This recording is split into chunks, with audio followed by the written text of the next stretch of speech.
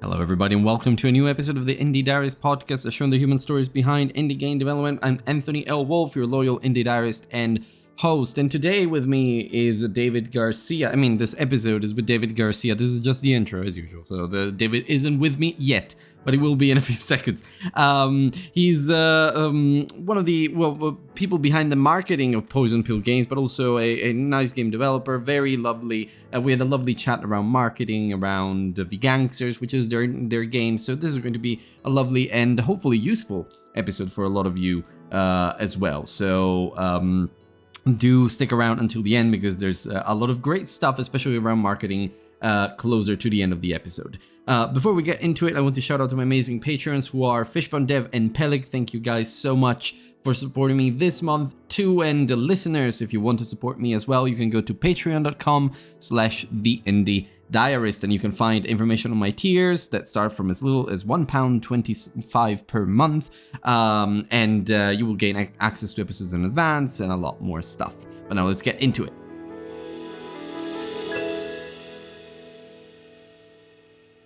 Hello, everybody. Welcome to a new episode of the Indie Diarist podcast. I'm here with David García, tuning in all the way from Spain. Who I believe your team got in touch, or at least your marketing help got in touch. It was the PR agency that you rely on. And we just connected over how interesting of a concept Gangsters is.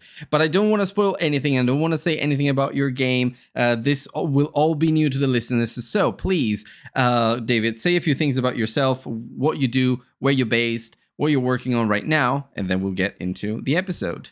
Perfect. Hello, everybody. I'm David. We are making Gangsters. We already launched it on Steam. It's a deck builder roguelike game in a world of criminal vegetables.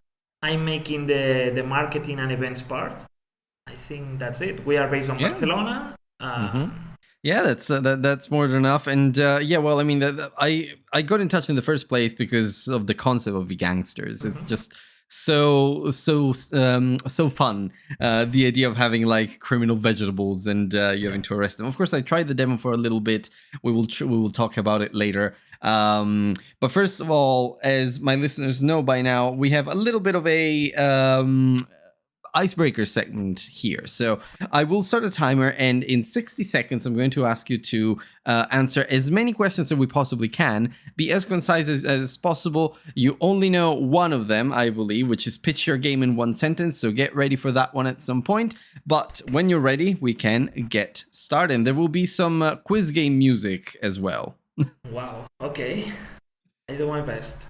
Okay. Right. So are you ready? Yes, I'm ready. Yeah, let's go. So, started the music, started the timer. What is the first game that you ever fell in love with? Spyro, Year of the Dragon. Oh god, that's good. If you could only play one genre for the rest of your life, what would it be? Souls-like. Great, yeah, love it. What's the most underrated game everyone needs to play? There is no game. Okay, pitch your game in one sentence. Okay, deck builder roguelike game with a very unique mechanic in the deck builder genre, which is the action bar, where you move with the speed of your cards. Okay, beautiful, perfect. What's your favorite gaming snack, since we're talking about food? It's fine to say no. Some people don't snack when gaming, so it's Nuts. Nuts. Oh, great. You're the second person who says that. And if you could be a game character for a day, who would you be and why? Wow. Tough question. I think I will be a Big Daddy for being on Rapture. Okay. Love that. Well, we are at time. Actually, you answered almost everything, and actually, I would say you actually answered everything. Yeah, we ran through all the questions. The last one left was pineapple on pizza, yes or no? No. Great. Yeah. So as a fellow Mediterranean, I feel like you understand me. So that's it's good. But yeah, all right. Well, then now we can relax. We can slow down. And I like some of the answers that you gave. I love Souls-likes myself. One of my favorite genres. Have you played the Lies of P Overture DLC yet? No, the DLC I didn't play, but the Lies of P, yes. The Lies of P is love it, and it's the DLC is on my list. I've already bought it. I just have to kind of do it. So yeah, but also Spyro 3: Year of the Dragon. That was a nice choice. Spyro is definitely one of the first games that I ever played in my entire lifetime. Me too. And the one, this is the one with the skateboard mini games. So... I love the skateboard mini games. Was my absolute favorite thing in the whole series when I was a kid. So yeah that's really cool. Okay, well then, as I said, now we've had the icebreaker segment at a very high-paced, fast-paced icebreaker segment. We can now slow down a little bit, and we can talk about you and your path into game dev and your studio and what you're doing right now. So I see these episodes as kind of, well, it's called the Indie Diaries. So they're kind of indie diaries. They're kind of memoirs for people who come onto the show. So let's start from the very beginning. Like, I'm curious to know what's your earliest or fondest memory that has to do with video games? First thing you can remember. The first thing I can remember is when I played Spyro back in the day, and then I started to play all PlayStation games like Jak and Daxter, Ratchet and Clank. Okay. And I started to think forward about how the design was, how the enemies work, how the level is made. And I started to get interested in how video games are made from the inside. So when I started studying programming, I started to dig into the industry, like how the games are made. And then I started game design, and that's where I met my partners, which then we started to work on Big Gangsters. Okay. That's interesting. Actually, you gave me a nice little summary of your story there. We're going to dive into all those details as we go. But like, it's interesting that from a very young age you were already starting to think about how games are made. It's not something that everybody does. And personally, I only started thinking about that when I was in my teens. And I'm a hobbies programmer. I don't do it as like to make a living out of it. Maybe one day, who knows? But for now, I'm just having fun with it. But I'm passionate about game design. I would say that. But when I was a kid, I wasn't thinking how games were made. I was just playing them. They were fun. They were something that were fun to experience. Well, I started to think about that when I saw Ratchet and Clank 3.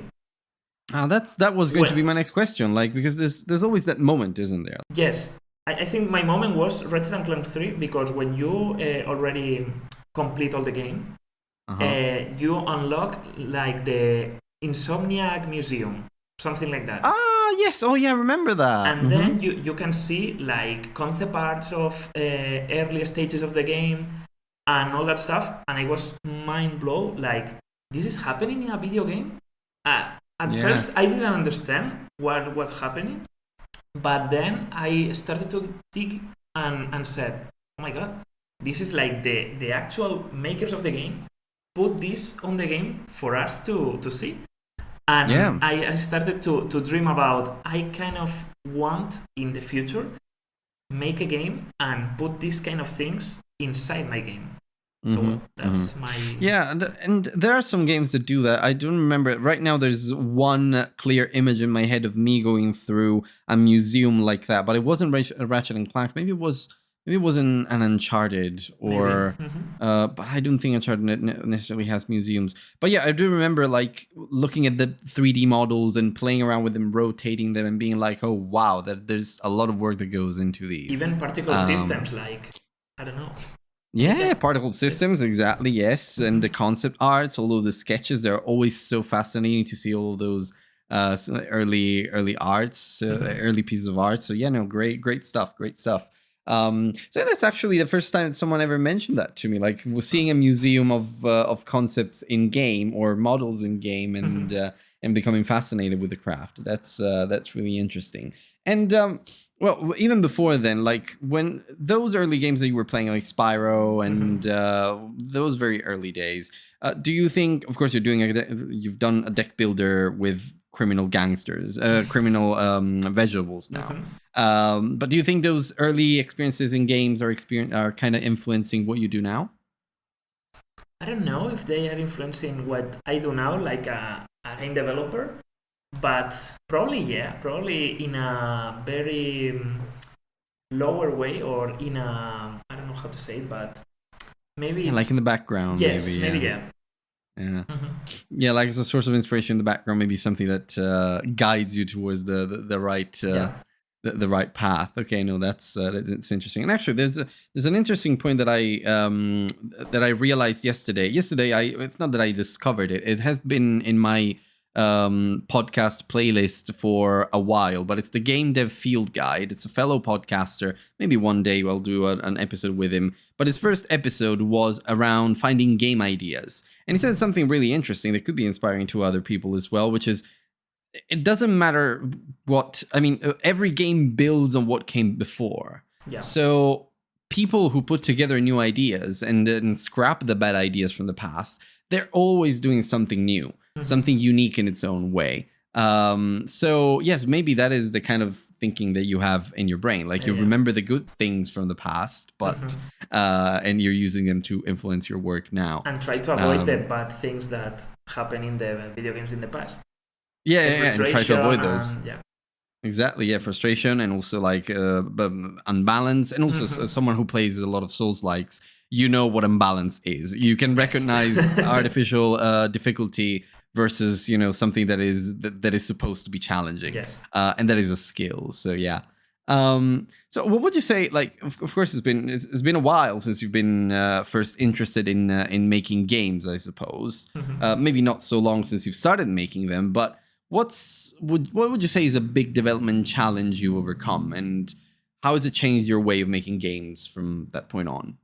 I think the best thing we overcome is to go out, like not closing our idea or our concept to work on that and not telling anyone. All right, okay. But instead of that, going out to events, meeting people, talking about our game, making community around our development. This is a really good tip, because you can get stuck in that, can't you? Like in your projects, in your ways, and then you don't see what's wrong. You always need like a different perspective. And I think it's important because of that you said you need a different perspective. You are so focused on your game, and you maybe don't see clearly what the game needs, but maybe someone out can point at something that you don't see.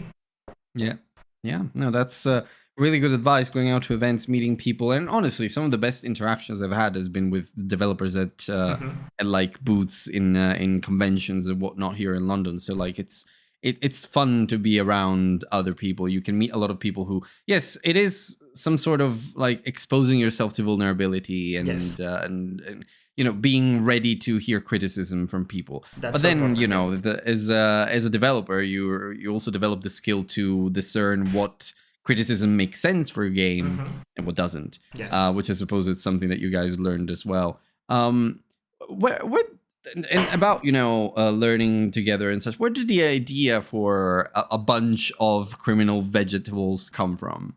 Well, at first we wanted to make a deck builder roguelike as big gangsters, but instead of vegetables, we wanted to be like normal police, human police, and human criminals. But then at the second day or something like that, the programmer come to the studio and said, "Hey, how about criminal vegetables?" We say, "Oh my god, of course we will do it." Because also we thought for the future, we didn't know at that time how many how much time we will be working on the game, but Yeah, you never know at first. Yeah. we kind of estimate that we will be long time, like 2 years or something like that. How long did it end up being? Like, how long have you been working on the game? 2 years and a half, something.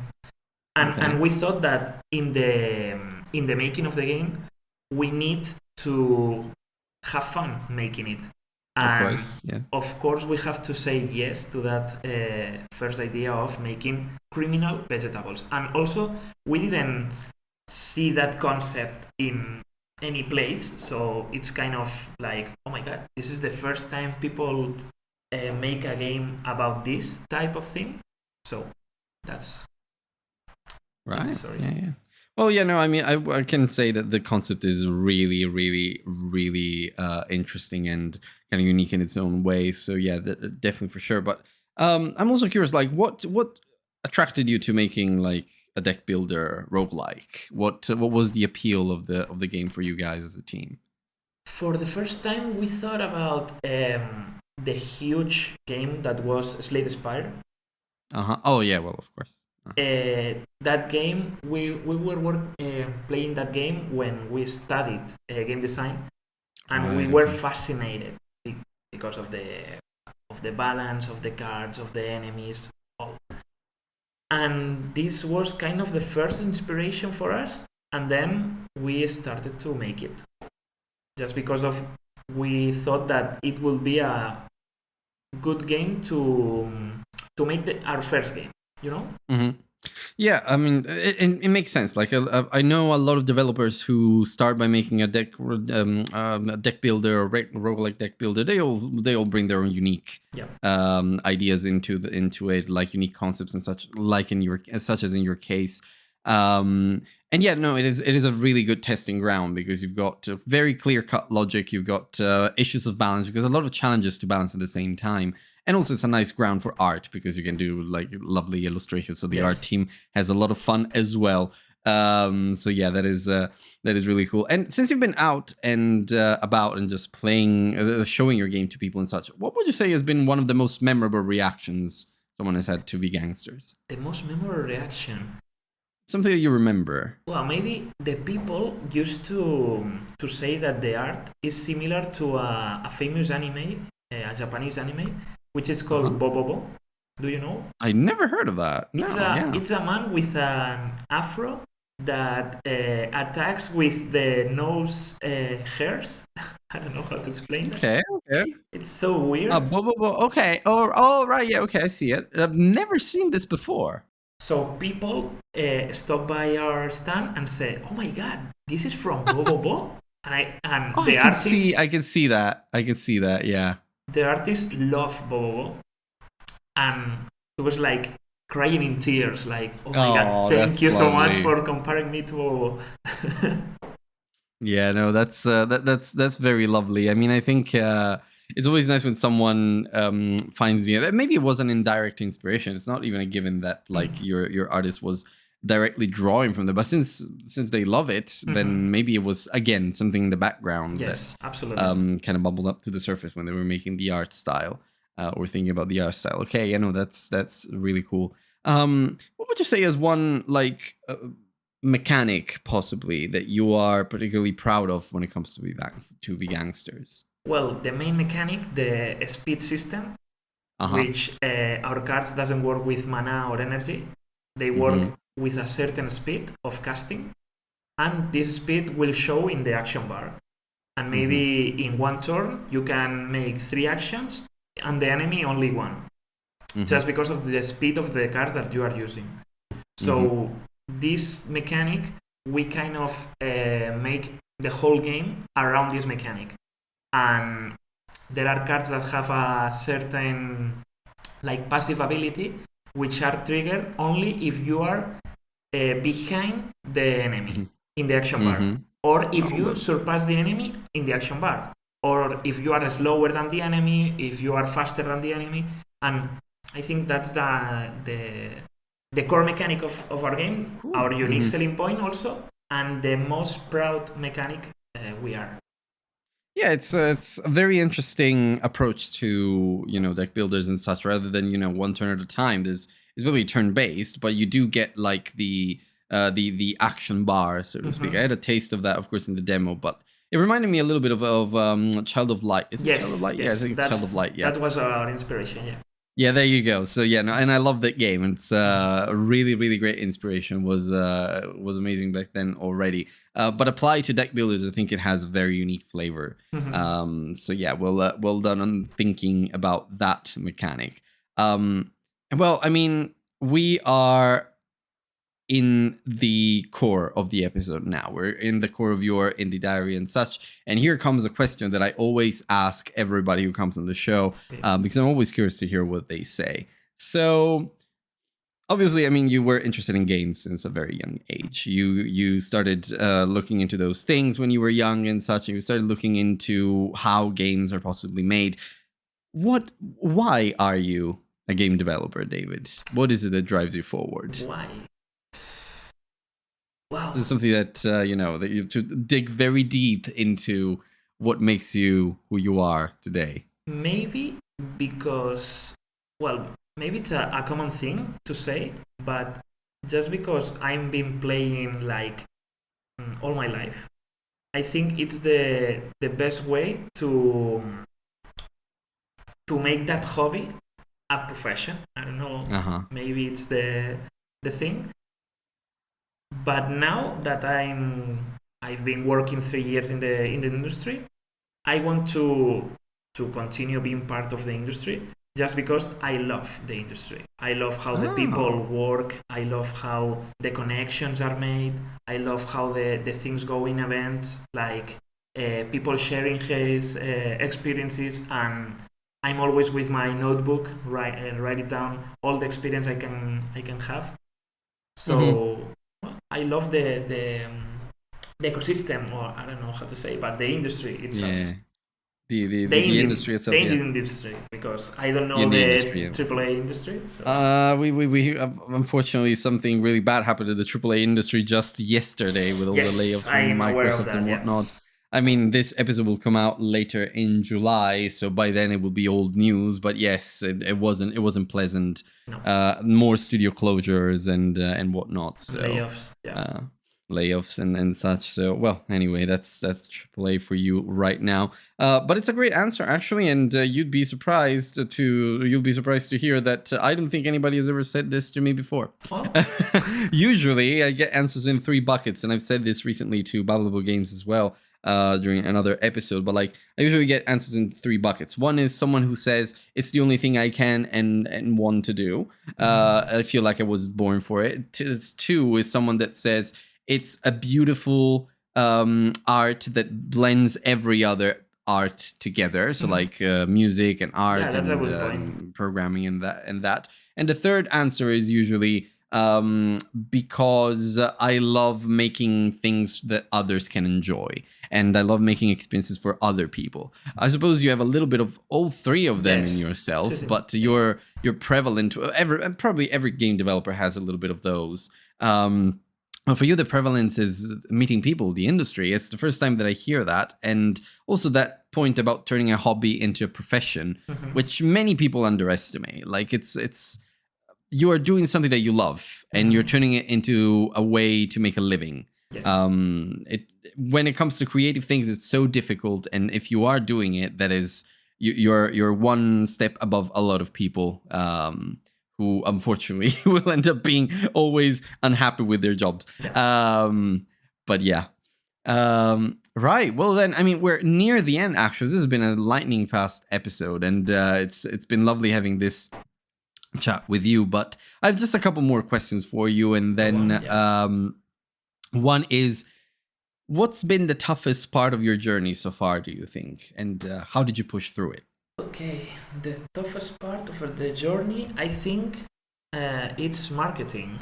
It's my stuff, because it's so difficult to try to sell a game in the world, because you don't know how the this kind of thing works. Because if you didn't make a game in the past, you don't know how to do it, no? So I think that the toughest part was to market the game. A lot of people struggle with marketing. I did an episode last year. No, the first year of the show. This is already a third year. Wow. I did an episode in the first year of the show, which was with three marketers, three very famous Twitter marketers, indie marketers on Twitter. But I don't know where they are now. I didn't see them as active lately anymore. But they were Jackie Martin, Maneki Social, and Alex. I don't remember Alex's last name, but he's a PR person, a PR specialist from Australia. Okay. And like we had a lot of questions from the community, a lot of people saying that they're really struggling with marketing, they don't know what to do. And I suppose your biggest marketing tip will be? I don't know. Well, yes, I know my best tip for marketing: know your product and know your audience. It's the best thing. It's a really good advice. Actually, I thought you were going to say start early because a lot of people underestimate that. Yeah. But I think that start early, it's okay, but you have to start right. Not just early, because in our case, we start early but not good, not right. Start early but good early.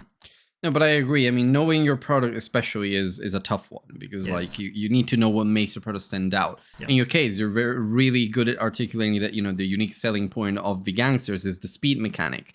But some developers might underestimate that they have a unique mechanic there that makes it a unique selling point. People that will be interested in that. Yeah, but I have to say that if this interview happened like 2 years ago, I certainly don't have a clue about how the unique selling point was that important to us.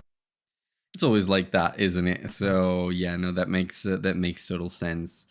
Right. Well then, David, I have one last question for you, and then we can I can set you free, so to speak. But like as I mentioned at the beginning, like these are indie diaries. I see them as memoirs. So imagine if this were your final diary entry. What is one message that you would leave to other developers? Wow. Or players? I'll leave the choice to you. Maybe the best questions I've ever asked in an interview. I've ever answered. Yeah. Okay. Repeat, please, the question.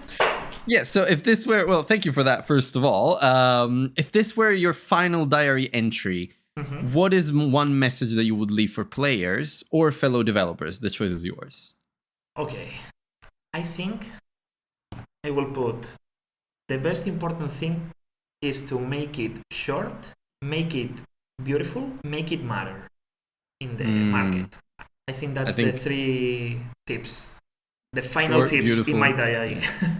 Short, beautiful, compelling, or memorable. Yeah. Make it matter. Yeah, no, definitely. Very, very good points. Well then, David, thank you so much for coming on to the show. It was a lovely little chat with you, and we touched on so many things. And I'm glad that we touched upon the topic of marketing, because that is something that many developers struggle with, and I'm glad that you were able to leave them with something. So before we go, I have only one last thing to ask. Where can other people find you, and if they do, what is the best way to support you and the team? Okay, the best way to support the team is going to Steam and search for Big Gangsters and buy Big Gangster because it's already on the market. And if you want to find me, you can find me on Twitter, maybe, or on Blue Sky. I always have the same nickname, Soulsire, or my name on LinkedIn, David García. And of course, I will put all of these links in the description of the episode so people can find you, and they can check out The Gangsters as well, which is a lovely and delightful roguelike deck builder. Please, guys, take a look, give it a chance, and then, of course, let David and the team know what you think of it. But thank you so much, David, and wishing you all the best with The Gangsters and also your next projects. Thank you so much for having me here. All right, my dear friends, and that's a wrap on another episode of the Indie Diarist podcast. Thank you so much for listening. Thank you for being on the show, for wanting to come on the show, David. It's been lovely hosting you as the representative of Poison Pill Games. And I will say it has been such a lovely episode to do together, like about marketing and around a lot of other things that, of course, as I know, a lot of indie developers out there do indeed care about. So thank you for your time and wishing you truly all the best. So now, listeners, if you did enjoy the episode, please subscribe to the show. Please support David. Go and check out the links in the description of the episode so that you can have a try of Gangsters and see what the game is all about, and of course just connect with them and the team over Discord and whatever their socials would be. If you want to support the show as well, I will appreciate it so much. You can find links for that in the description as well. And lastly, if you are an indie game developer yourself, please get in touch because I would love to host you on the Indie Diarist. See you next time.